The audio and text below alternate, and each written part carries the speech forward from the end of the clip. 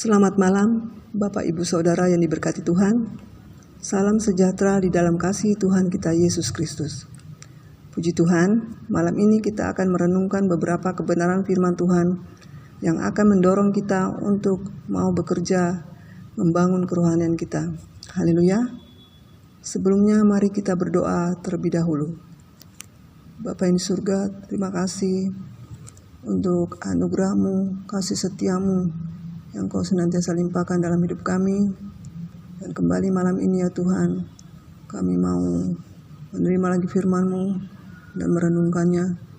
Ya Tuhan, ampuni segala dosa dan salah kami, kuduskan urapi kami, buatlah kami mengerti ya Roh Kudus akan kehendak apa yang menjadi kehendak-Mu dalam hidup kami.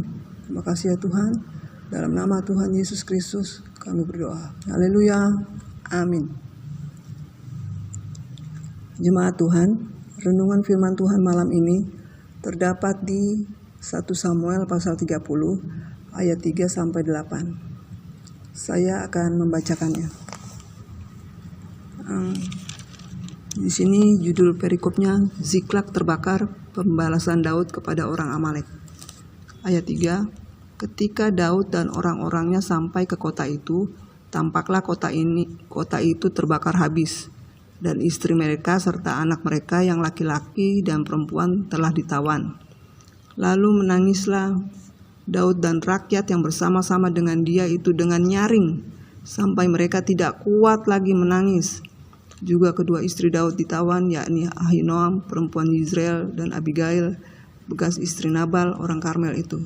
Dan Daud sangat terjepit karena rakyat mengatakan hendak melempari dia dengan batu.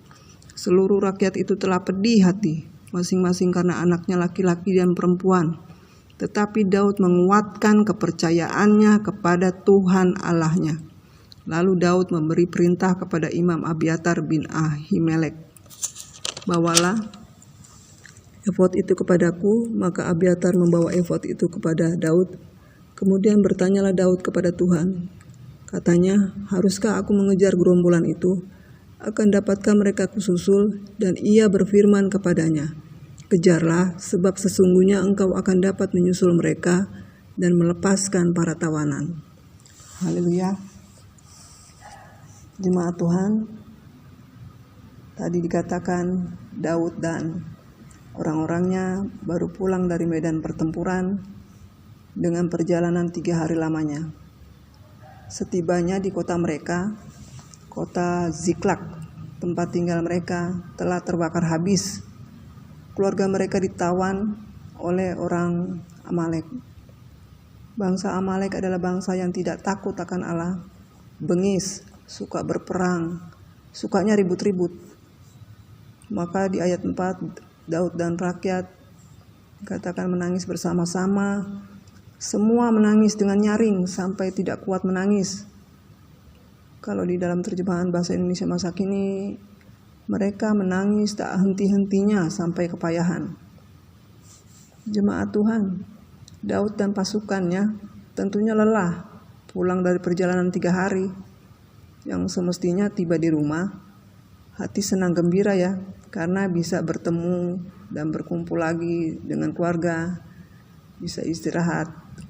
Tapi kenyataannya malah petaka besar yang mereka hadapi, karena orang Amalek datang menyerbu kota mereka, menjarah, membakar habis kota mereka, istri dan anak ditawan. Sehingga di ayat 6, Daud dalam kesulitan besar, nyawanya terancam karena rakyat mengamuk. Rakyat marah besar, mau melempari batu. Daud mau dilempari batu. Jemaat Tuhan sudah tahu kan kisah tokoh Daud, perjalanan hidupnya. Dia juga banyak mengalami masa-masa sukar, kesesakan, penderitaan yang disebabkan oleh musuh-musuhnya atau karena dosa kesalahannya sendiri. Ya, dikejar-kejar Raja Saul, bahkan anaknya sendiri si Absalom melakukan kudeta karena kepingin jadi raja. Dan masalah yang dihadapi Daud di dalam pasal ini Rakyat tidak mau tahu, tidak mau mengerti bagaimana perasaan Daud, padahal mengalami kejadian sama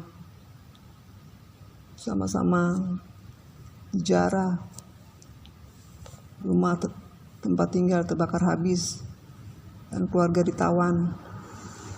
Dan selanjutnya di ayat 6c, Daud menguatkan kepercayaannya kepada Tuhan Allah.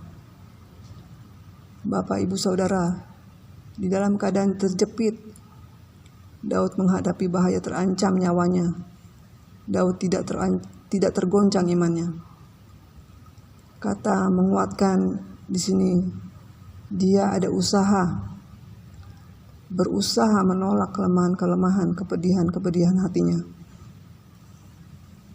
Daud, dia mengaktifkan rohnya, berusaha dengan segera mencari Tuhan.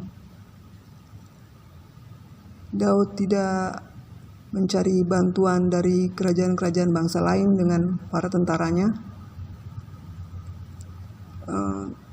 Daud menyadari kekuatan manusia tidak sehebat dengan kekuatan Allah. Kekuatan Allah tiada bandingannya. Daud tidak mau berlama-lama larut dalam kepedihan. Daud tidak mau meratapi diri.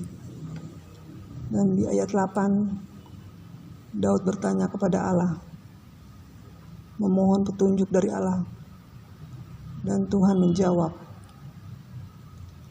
Dan ayat-ayat selanjutnya, Bapak, Ibu, Saudara, Daud dengar-dengaran apa yang Tuhan suruhkan, sehingga Daud mendapat kemenangan. Di 1 Samuel 30 ayat 23b, sebab ia telah melindungi kita dan menyerahkan ke dalam tangan kita gerombolan yang menyerang kita. Haleluya. Bapak, Ibu, Saudara, pandemi COVID-19 telah mengubah kehidupan sehari-hari. Sudah banyak yang dipanggil pulang. Perubahan dunia sangat cepat. Selagi masih diberi nafas, mari aktif membangun kehidupan rohani kita. Jadi pesan yang kita dapatkan dari firman Tuhan malam ini, dari seorang tokoh Daud, yaitu mari kita tetap mencari Tuhan, aktif berdoa, bersandar kepada Tuhan, taat akan firman Tuhan. Dan ayat terakhir saya akan bacakan di Yohanes 6 ayat 27. Bekerjalah bukan untuk makanan yang akan dapat binasa, melainkan untuk makanan yang bertahan sampai kepada hidup yang kekal, yang akan diberikan Anak Manusia kepadamu, sebab dialah yang disahkan oleh Bapa Allah dengan meterainya. Haleluya. Jemaat Tuhan, mari kita kenyangkan juga tubuh rohani kita, yaitu dengan aktif bekerja membangun kerohanian kita. Haleluya. Mari kita berdoa. Tuhan Yesus, terima kasih untuk firman-Mu mengingatkan kami hidup di hari-hari terakhir ini untuk aktif membangun tubuh rohani kami. Roh Kudus, pimpin seluruh hidup kami. Mampukan kami untuk selalu mencari-Mu ya Tuhan di setiap saat. Berdoa, bersandar kepada-Mu ya Tuhan. Taat akan firman-Mu ya Tuhan. Tanamkanlah firman-Mu di setiap hati pikiran kami ya Tuhan. Terima kasih Tuhan Yesus. Dalam nama Tuhan Yesus Kristus kami sudah berdoa. Haleluya. Amin. Shoshanim, bangkit, kuat, menang. Kobarkan terus api Pantekosta. Haleluya. Tuhan Yesus memberkati.